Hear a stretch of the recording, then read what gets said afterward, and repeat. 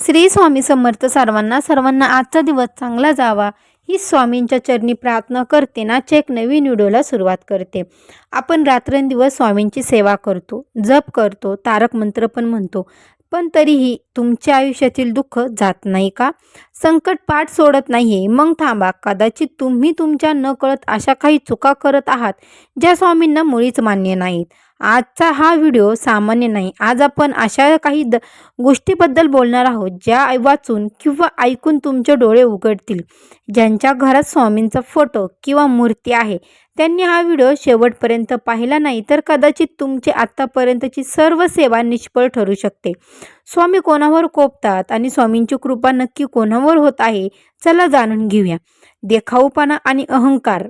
बऱ्याच लोकांना असं वाटतं की तासनतास माळा जपली म्हणजे स्वामी प्रसन्न झाले, पण लक्षात ठेवा, स्वामींना तुमचा देखावपणा नकोय, तर तुमच्या मनात शेजाऱ्यांबद्दल जर मत्सर असेल, आई वडिलांचा अपमान होत असेल, नातेवाईकांचा अपमान करत असाल, पती किंवा पत्नीचा अपमान करत असाल आणि जर तुम्ही बाहेर स्वामी भक्त म्हणून मिरवत असाल तर तुम्ही लिहून घ्या, स्वामी तुम्हाला कधीच पावणार नाहीत। स्वामी आधी तुमचं हृदय पाहतात, मग तुमची माळ।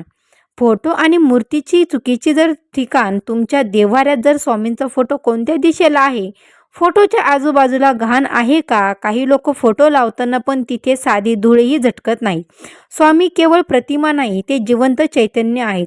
जर तुम्ही त्यांचा अनादर करत असाल तर तुमच्या घरात नकारात्मक ऊर्जा नक्कीच प्रवेश करेल।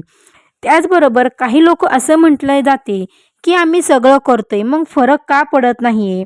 त्याचबरोबर काही गोष्टी अशा आहेत की ज्या आपल्याला अंधश्रद्धा वाटू शकतात, पण त्यामागे आध्यात्मिक ऊर्जा असते। काही लोक रात्री उशिरा मांसाहार करून सुद्धा त्याच घरात झोपतात जिथे स्वामींचं स्थान आहे। अशा घरात स्वामींचं अस्तित्व अजिबात टिकत नाही। ज्या घरात सतत शिवीगाळ किंवा कलह होतो तिथे स्वामी कधीच आशीर्वाद देत नाहीत, उलट तिथली शांती नष्ट होते। त्याचबरोबर स्वामी समर्थ स्वतः म्हटलेले आहे की भेऊ नकोस, मी तुझ्या पाठीशी आहे। पण हे कोणासाठी? जो सत्याच्या वाटेवर चालतो त्याच्यासाठी। जर तुम्ही कोणाचं मन दुखून स्वामीकडे साकडं घालत असाल तर स्वामी तुमचं कधीच होणार नाही। हे ऐकायला तुम्हाला कडू वाटेल, पण हे सत्य आहे। मग आता काय करावं? आम्ही सर्व जर आमच्या नकळत जर आमच्याकडून ह्या गोष्टी जर होत आहेत तर आम्ही असं काय करावं की स्वामींची कृपा आमच्यावर हवी, आमचे सर्व कामे अडकलेले नष्ट व्हावात, जे काय आमचं घरामध्ये दारिद्र्य, पितृदास, जे काय आमच्या घरामध्ये लक्ष्मी नाहीये, आलेला पैसा कुठं जाते, तर या सर्वांसाठी आम्ही काय करावं जेणेकरून स्वामींची कृपा आमच्यावर देखील सुद्धा होईल। कारण की काही उपाय असतात, काही साधना असतात, काही मंत्र असतात। आपण जर हे छोटे छोटे आणि साधे उपाय जर केले तर स्वामी काय प्रत्येक देव आपल्यावर प्रसन्न होतो आणि घरामध्ये सात्विक किंवा सकर्मता ऊर्जा निर्माण होते। आपल्या लेकरांबाळांवर देवादेवतांचा आशीर्वाद होतो। मग आपण नकळत आपल्याकडे अशा ज्या चुका होतात त्याच्यामुळे आपल्यावर देवांचा कोप निर्माण होतो, पण आपल्याला घाबरायचं नसतं, कारण की आपल्याला छोट्याने छोट्या गोष्टींकडे लक्ष द्यायचं असतं। आता आपण काय करावं की जेणेकरून स्वामींची आपण सेवा करतोय पण आपल्यावर सुद्धा देखील स्वामींची कृपा व्हावी। तर बघा, जर तुम्हाला वाटत असेल की स्वामींची कृपा तुमच्यावर व्हावी तर आजच या 3 गोष्टी तुम्हाला करायला हवेत। या जर तुम्ही 3 गोष्टी केल्या तर नक्की 100 पटीने स्वामींची कृपा तुमच्यावर नक्कीच होणार आहे। शुद्ध अंतःकरणाने सेवेपेक्षा आधी माणसांची माणुसकीने वागा। सर्वात प्रथम तुम्हाला लवकर उठून स्नान वगैरे करून घर वगैरे स्वच्छ करायचं आहे। डेली तुम्हाला घर स्वच्छ करून घरामध्ये स्वामींचं माळ जप करा, धूप अगरबत्ती लावत जा, कापूर जाळत जा, स्वामींचा मंत्र जप करत जा। याने काय तर आपण जेव्हा एक मंत्र जप करतो तर त्याच्यामध्ये हजारो शब्द निर्माण होतात। जेव्हा आपल्या उच्चारातून एखादा मंत्र जप होतो तर घरामध्ये कितीही वाईट शक्ती असू द्या ती नष्ट व्हायला सुरुवात होत असते। त्याच्यामुळे आपल्याला आवर्जून मंत्र जप करायचा असतो। शुद्ध अंतःकरणाने, कुठल्याही मनामध्ये किंतु नकोय, वाईटपणा नकोय, वाईट हेतूसुद्धा नकोय। आपल्याला पूजा आणि मंत्र जप करताना अक्षरशः आपलं मन निर्मळ असलं पाहिजे, साधेपणा असला पाहिजे। स्वामींना 56 भोग नकोय, त्यांना तुमचा एक भावपूर्ण नमस्कार हवाय।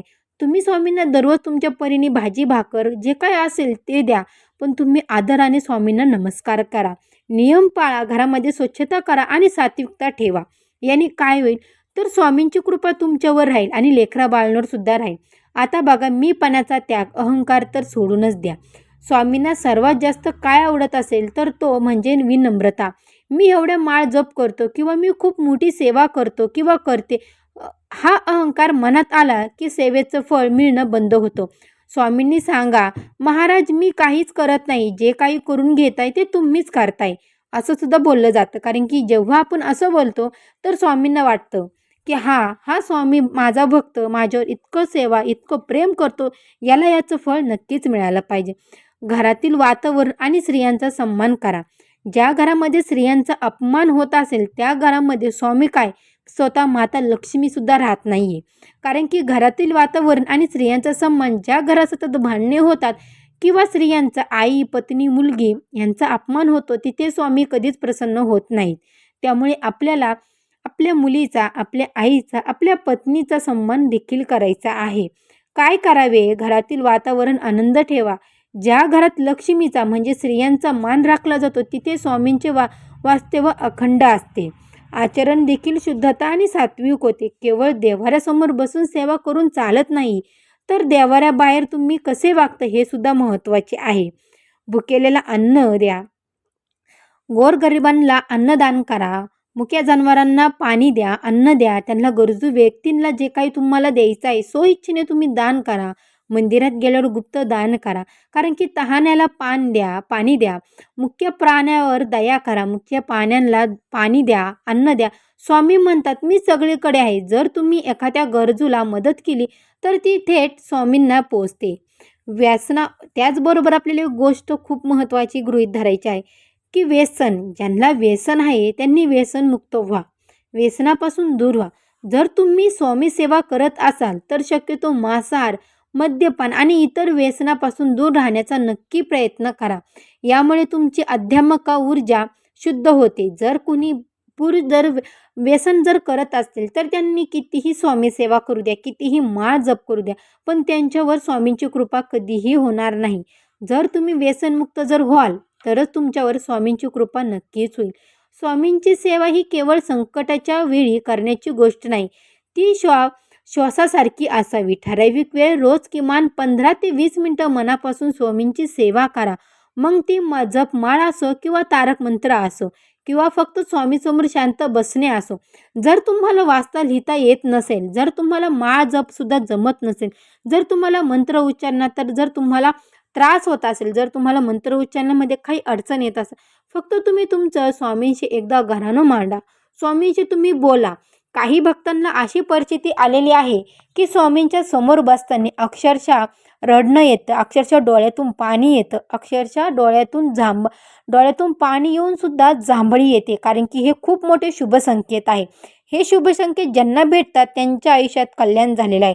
कारण की हे जे शुभ संकेत मिळतात तर ते कमी लोकांना मिळतात, जसे की डोळ्यातून पाणी येणे किंवा आळस येणे. कारण की हे जे शुभ संकेत आहे, आपण स्वामींशी कनेक्ट असलेला असतो. जेव्हा आपल्या मनामध्ये भरपूर दुःख साठलेलं असतं तेव्हा आपण इतरांना न सांगता आपण स्वामींना सांगतो. कारण की आपल्याला माहिती आपलं घराणं, आपले संकटे जे आहेत ते फक्त स्वामी ऐकू शकतात. तुम्हाला जर असं स्वामींशी कनेक्ट व्हायचं असेल तर तुम्हाला आजच ह्या गोष्टी पाळल्या पाहिजे. कारण की मांसाहार, मद्यपान जेव्हा तुम्ही ह्या गोष्टी करता, लोकांचा अपमान करता, स्त्रियांचा अपमान करता, या गोष्टी केल्याने स्वामी कधीही तुमच्यावर कृपा होणार नाही. उलट तुमच्या घरामध्ये दारिद्र्य निर्माण होणार आहे. अन्नदान हीच खरी सेवा आहे. स्वामींना अन्नदान अत्यंत प्रिय आहे. तुम्हाला शक्य असेल तर तेव्हा गरजू मुलांना खाऊ द्या, पक्ष्यांना दाणे टाका, कुत्र्याला चपाती द्या. स्वामींच्या पालखीला किंवा मठात शक्य होईल ती मदत, श्रमदान किंवा अन्नदान आवर्जून करा किंवा गुप्तदान करा. स्वामींच्या वचनावर विश्वास ठेवा. सेवेचे फळ लगेच मिळत नाही म्हणून निराश होऊ नका. स्वामी तुमच्या संयमाची परीक्षासुद्धा घेत असतात. भिवू नकोस, मी तुझ्या पाठीशी आहे. काही वेळा असं होतं की आपण स्वामींना खूप प्रयत्न करतो, स्वामींसमोर आपण रडतो, घराणं मांडतो, तरीही स्वामी आपलं जे काही घराणं आहे तर ते आपलं ऐकत नाही. पण यावेळी काय होतं की स्वामी आपली परीक्षा बघतात. तर बघा, आपल्याला जर सेवा कधीच वाया जाणार नाही. स्वामी योग्य वेळी योग्य तेच फळ तुम्हाला नक्की देतील. सेवेचा तुम्हाला रोज सकाळी अंघोळ झाल्यावर स्वामींच्या फोटोसमोर दिवा अगरबत्ती लावा. किमान 11 वेळा किंवा 1 माळ श्री स्वामी समर्थ मंत्राचा जप करा. एकदा तारक मंत्र म्हणा. हा मंत्र नकारमाता दूर करतो. रात्री झोपण्यापूर्वी स्वामींची क्षमा मागा की आज माझ्याकडून न कळत काही चूक झाली असेल. लक्षात ठेवा, स्वामींना भपका नकोय, भाव हवाय. तुम्ही तुमच्या कामात प्रामाणिक राहून स्वामींचं नाव घेतलं तर ही ती सर्वात मोठी सेवा ठरते. त्यामुळे अशा लोकांना स्वामी कधीच पावत नाही. कितीही स्वामी सेवा करा. ज्या घरात स्वामींचा फोटो किंवा मूर्ती आहे त्यांनी प्रत्येकाने जर हे तुम्ही कान उघडून ऐकलं असेल तर तुम्हाला समजलं असेल की आपल्याकडून नकळत काही चुका होतात. त्या चुकीमुळे स्वामींची कृपा आपल्याला मिळत नसते.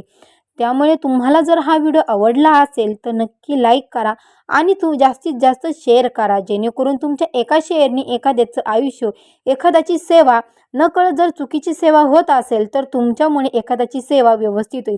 जेणेकरून तुम्हाला सुद्धा त्याचा आशीर्वाद नक्की मिळेल. आणि कमेंटमध्ये श्री स्वामी समर्थ लिहायला विसरू नका, कारण की एक कमेंट तुमची खूप महत्त्वाची आहे. कारण की जेव्हा तुम्ही कमेंट करता श्री स्वामी समर्थ, तेव्हा तुमच्या उच्चारणातून जेव्हा स्वामी समर्थ येईल तर नक्कीच तुमचा एक मंत्राचा जप नक्की होणार.